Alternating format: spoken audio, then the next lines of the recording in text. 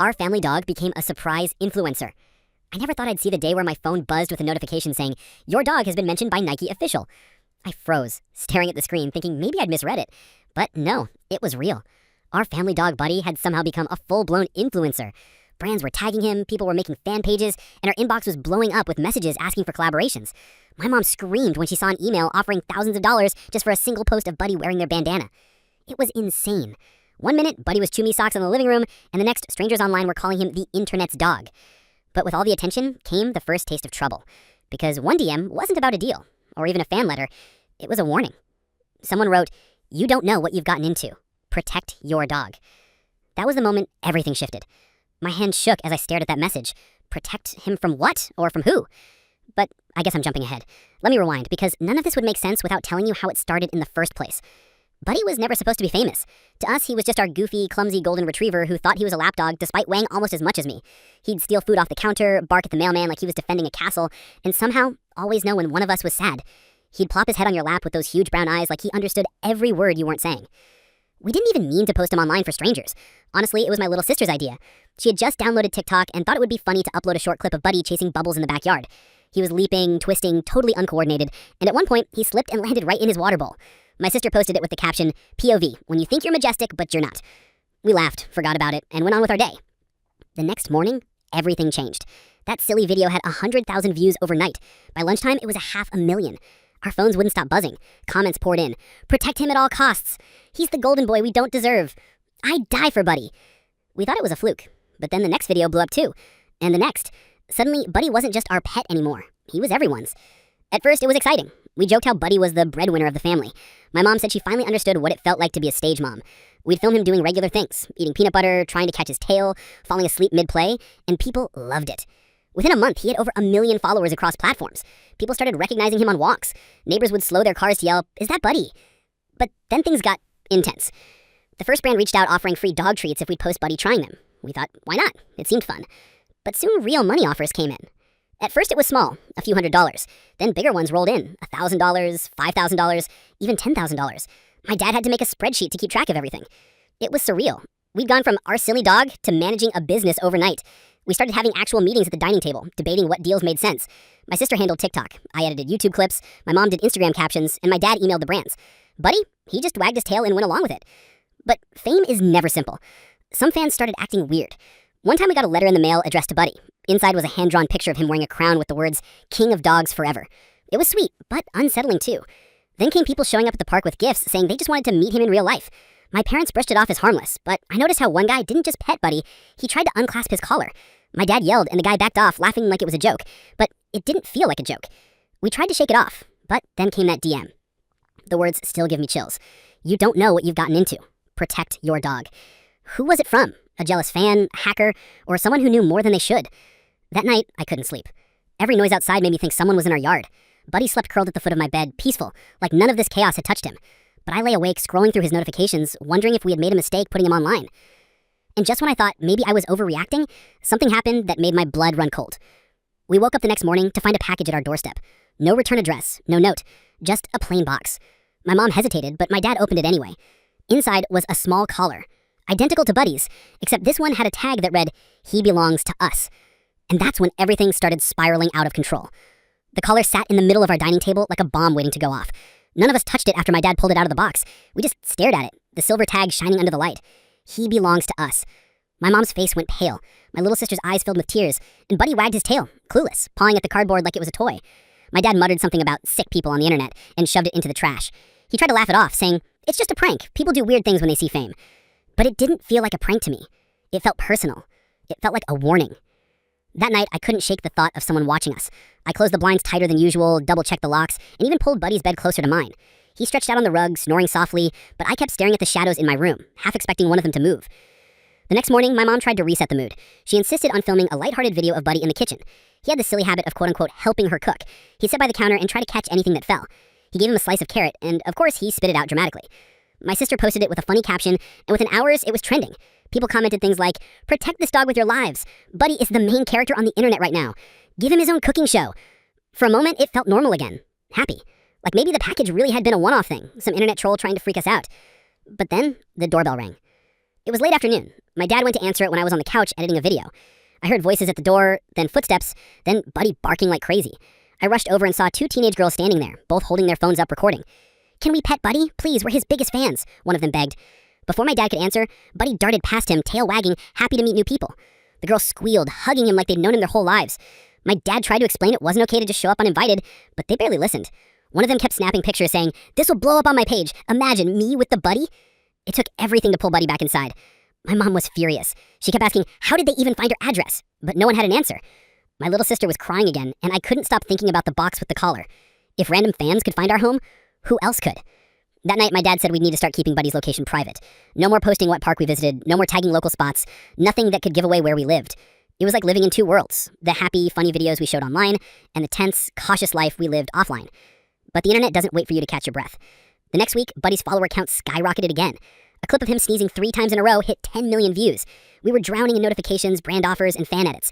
People were calling him the golden boy, sunshine in dog form, even the internet's therapy dog. And while the attention was overwhelming, it was also intoxicating. My dad admitted the money was helping pay bills. My mom said she'd never seen my sister this motivated before. I caught myself smiling at the comments late at night, feeling proud, like Buddy belonged to the whole world now. But every high came with a low. One evening, my mom scrolled through the comments and froze. Someone had written, "Enjoy him while you can." It had no emojis, no explanation, just those words. She showed it to my dad, who brushed it off as another troll, but I couldn't. It sounded too much like the DM, too much like the caller. And the worst part, when I clicked the profile, it was gone, deleted. I started to feel paranoid. At school, I caught myself scanning faces, wondering if anyone knew me as Buddy's brother. At the grocery store, I kept checking if people were following us. I even thought I saw a car parked outside our house 2 nights in a row, engine running, but no one getting out. Then came the night when everything boiled over. It was around midnight when Buddy started barking. Not his usual playful bark, but the deep, sharp one he used when he sensed something outside. My dad grabbed a flashlight and went to the backyard. I followed, my heart pounding. The beam of the flashlight swept across the grass and landed on something. Near the fence, sticking up out of the ground was a wooden stake. Nailed to it was a piece of paper fluttering in the wind. My dad walked closer, yanked it off, and read it under the light. His jaw clenched. He didn't say what it was, but when he crumpled the paper and shoved it into his pocket, I caught a glimpse of the word scrawled in black marker, "He isn't safe with you." And that's when I realized this wasn't just online anymore. Whoever was behind this knew exactly where we lived. The paper crumbled in my dad's fist as he stormed back inside. He told us it was nothing, but I'd already seen the words, "He isn't safe with you." They played over and over in my head like an echo I couldn't shut off. My mom demanded to know what it said, but my dad wouldn't answer. He just tossed the ball of paper into the trash and muttered, "We're not giving them the satisfaction. It's just some psycho trying to scare us." But the look in his eyes said otherwise. My little sister clutched Buddy like he was a teddy bear. He wagged his tail, licking her face, totally unaware of the storm swirling around him. In that moment, I wished I could be like him, blissfully ignorant, happy just to have family nearby. But I wasn't. I couldn't unsee the caller, the DM, the comments, and now this. It was piling up too perfectly. Someone wasn't just trolling us. Someone wanted Buddy. The next morning, my dad called a family meeting at the table. No phones, no cameras, just us. He said we needed to be careful, more careful than before. From now on, no posting real-time videos, no showing the front of the house, no mentioning schools, parks, or any identifying places, and no opening random packages. He said it with authority, but I could hear the cracks in his voice. He was scared too. For a while, we tried to act normal again. We filmed Buddy doing his usual antics, stealing socks, rolling in the grass, trying to sing whenever my sister played piano. We edited them carefully, making sure nothing in the background gave away where we were. We even blurred out the windows. And the internet ate it up. Buddy's popularity grew even faster, almost like people could sense the tension behind the curtain. One of the videos, him balancing a treat on his nose before snapping it up, hit 20 million views in 3 days. Comment sections were flooded with love. "This dog is the only reason I open this app anymore. Protect Buddy at all costs. Can we elect him president?" For a few fleeting moments, it felt good again. The comments reminded us why we started sharing Buddy in the first place. His joy. He really did make people happy. And in those bursts of laughter, we forgot about the shadows creeping closer. But shadows don't stay hidden forever. It happened on a Wednesday evening. My sister was in the backyard filming Buddy chasing his tail while the sun set behind him. It looked golden, magical, like something out of a movie. She was giggling, yelling, "Buddy, you're gonna get dizzy." I was helping my mom cook when I heard it, the sound of a camera shutter. Not hers, a different one. It came from outside the fence. I dropped the spoon and ran to the back door. Sure enough, through the wooden slats, I saw the faint outline of someone standing just beyond our yard. Their phone or camera glinted as they snapped another picture. "Hey," I yelled, my voice cracking. "What are you doing?" The figure bolted. By the time my dad ran out, they were gone. Just the sound of footsteps fading into the night. My sister was shaking. Buddy barked wildly, tail stiff, ears up. He knew something wasn't right. That night, my mom cried at the dinner table. She said, "We can't keep living like this. It's not worth it." But my dad argued that backing out now would make things worse. He said people would just speculate, make rumors, dig harder. He thought the best way to handle it was to stay consistent. Keep posting, keep Buddy visible, don't let whoever's behind this think they've scared us off. I didn't agree. It felt like we were feeding the fire. Still, the next day, another video went up. Buddy running through a pile of autumn leaves, his ears flapping like little wings. It blew up immediately. Everyone loved it. The comments were flooded with laughter and crying emojis. And yet, buried in the middle of thousands of positive replies, there was one that made my stomach turn. I got a better shot of him last night. He looks even cuter up close. No username, no profile picture, just that. I didn't show my family. I couldn't. They were already unraveling. My mom barely slept. My sister started keeping Buddy in her room at night, afraid he'd vanish. My dad kept the porch light on until sunrise. I figured if I told them about the comment, it would push us over the edge. But secrets have a way of making you feel like you're carrying a ticking bomb in your chest. And then, just when I thought it couldn't get worse, it did. It was late, around 11 p.m. Buddy had fallen asleep on the rug, snoring softly. I went to grab my charger from the kitchen, and that's when I saw it. Through the front window, a flicker of movement. I crept closer and froze. Someone was standing across the street, not moving, just watching our house. I ducked, heart hammering in my throat. I peeked again, and they were still there, a hood pulled low, face hidden. After what felt like forever, they turned and walked away into the darkness. I wanted to scream, call the cops, wake my dad, but something stopped me, some twisted fear that saying it out loud would make it more real. So, I went back to my room and lay beside Buddy. He stirred, rolled over, and pressed his warm body against my leg like he knew I needed comfort. I stared into the dark, every nerve buzzing, waiting for another shadow to appear at the window. The next morning, I thought maybe I'd imagined it. Maybe it was just a neighbor walking their dog late. But then my phone buzzed, a notification from Buddy's Instagram. Someone had tagged us in a story. I clicked, and my blood went cold. It was a photo of our house, taken at night from across the street. The caption read, "Soon." The photo of our house wouldn't leave my mind. Every time I closed my eyes, I saw it. The shadowy angle, the glow of our porch light, the one word scribbled across the screen, "Soon." I didn't tell my family right away. I couldn't. My mom was already running on 2 hours of sleep a night. My dad was trying to act strong, but jumped every time the doorbell rang. My little sister wouldn't let Buddy out of her sight. I thought maybe, if I kept it to myself, I could figure it out before it broke us completely. But secrets don't stay buried. And then, just when I thought it couldn't get worse, it did. It was late, around 11 p.m. Buddy had fallen asleep on the rug, snoring softly. I went to grab my charger from the kitchen, and that's when I saw it. Through the front window, a flicker of movement. I crept closer and froze. Someone was standing across the street, not moving, just watching our house. I ducked, heart hammering in my throat. I peeked again, and they were still there, a hood pulled low, face hidden. After what felt like forever, they turned and walked away into the darkness. I wanted to scream, call the cops, wake my dad, but something stopped me, some twisted fear that saying it out loud would make it more real. So, I went back to my room and lay beside Buddy. He stirred, rolled over, and pressed his warm body against my leg like he knew I needed comfort. I stared into the dark, every nerve buzzing, waiting for another shadow to appear at the window. The next morning, I thought maybe I'd imagined it. Maybe it was just a neighbor walking their dog late. But then my phone buzzed, a notification from Buddy's Instagram. Someone had tagged us in a story. I clicked, and my blood went cold. It was a photo of our house, taken at night from across the street. The caption read, "Soon." The photo of our house wouldn't leave my mind. Every time I closed my eyes, I saw it. The shadowy angle, the glow of our porch light, the one word scribbled across the screen, "Soon." I didn't tell my family right away. I couldn't. My mom was already running on 2 hours of sleep a night. My dad was trying to act strong, but jumped every time the doorbell rang. My little sister wouldn't let Buddy out of her sight. I thought maybe, if I kept it to myself, I could figure it out before it broke us completely. But secrets don't stay buried. 2 days later, my mom found the post herself. She came into the living room, phone shaking in her hand, tears streaming down her face. This isn't normal anymore. This isn't just some online troll. This is dangerous.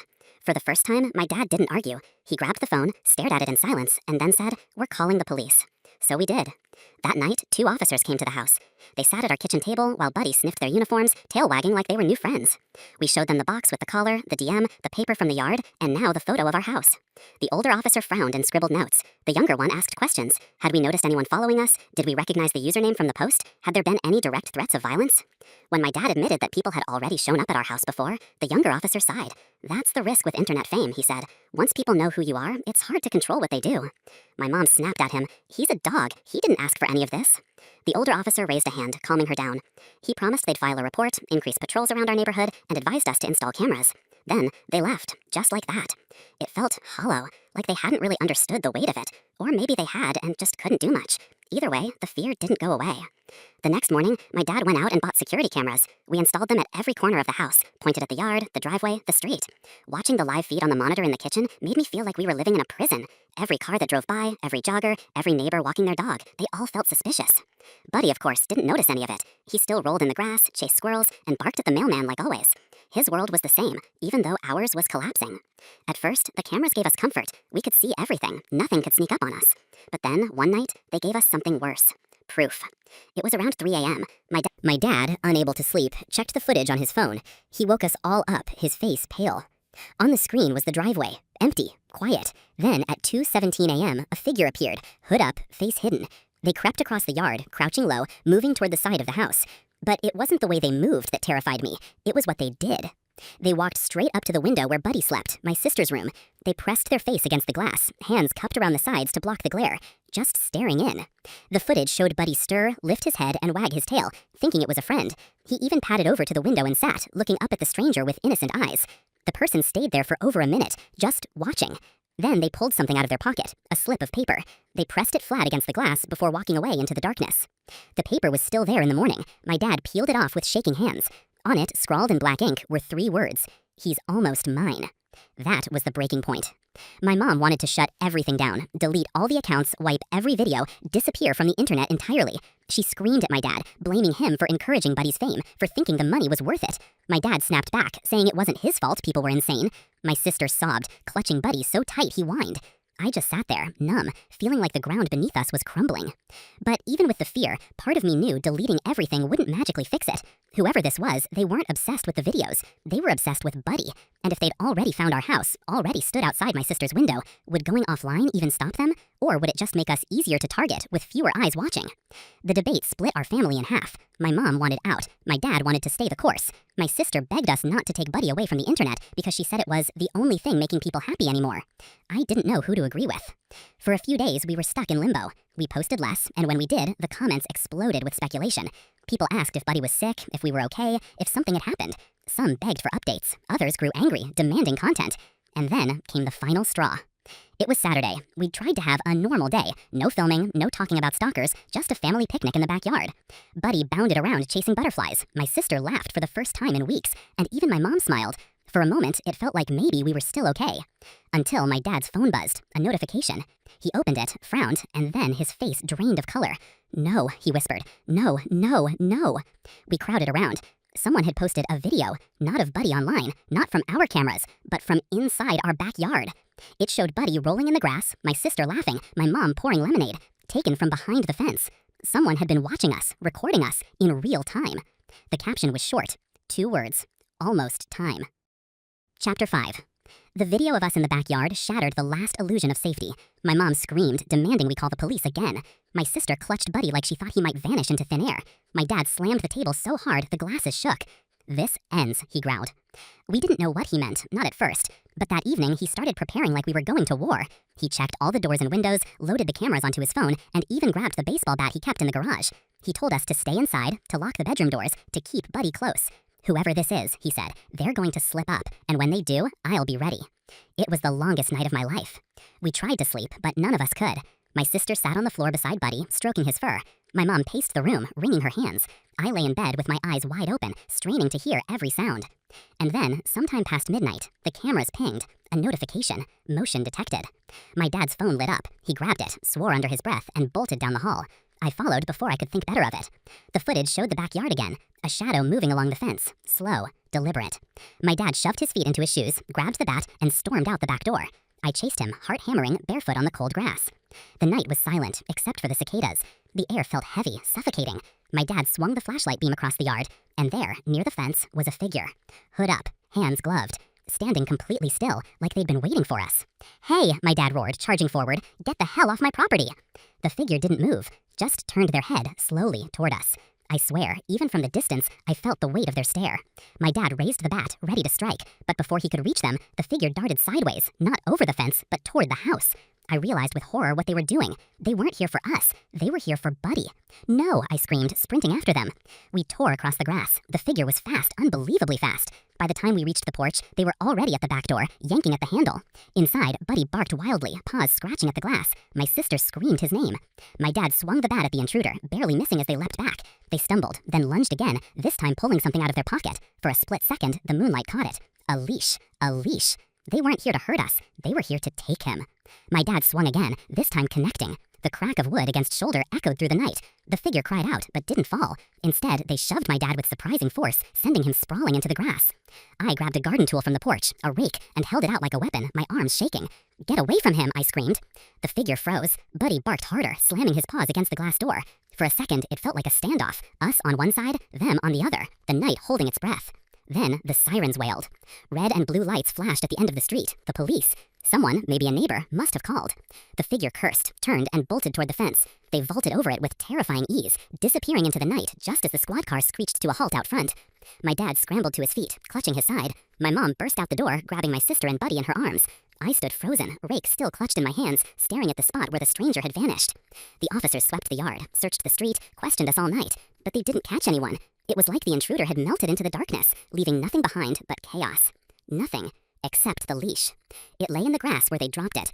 Plain black nylon, with one word embroidered along the strap in neat white letters. Buddy. That was the moment everything changed. The police took it as evidence, but it didn't matter. We knew now. This wasn't random. This wasn't just a stalker obsessed with a famous dog. This was someone who thought Buddy was theirs. Someone who had planned, waited, and come terrifyingly close to taking him. After that night, my mom got her way. The accounts were deleted, the videos were wiped. We pulled Buddy off the internet completely. But the damage was done. We never slept the same again. The cameras stayed up, but instead of making us feel safe, they just reminded us of what we'd seen. My dad carried that bat everywhere. My mom jumped at every knock. My sister barely let Buddy out of her sight, even to pee. And me? I couldn't stop replaying it. The hooded figure, the leash with his name, the way they stood in our yard like they belonged there. It should have been the end. The police told us to move on, said the publicity was over now that the accounts were gone. But every creak in the house, every shadow outside the window, every bark from Buddy in the middle of the night felt like the start of something else. Because whoever that was, they didn't just want to watch him, they wanted to take him. And one night, they almost did. A few weeks later, things started to feel almost normal again. The police never found the stalker. The online accounts were gone. Life was quieter. One afternoon, I was cleaning up my sister's room while she played outside with Buddy. I reached under her bed to grab a fallen toy, and my hand brushed against something taped to the wood frame. I pulled it out. It was a folded piece of paper. On the front, in messy handwriting, were the words, "You can't hide him forever." And inside, there was a photo. Not of Buddy this time. Of me, sleeping.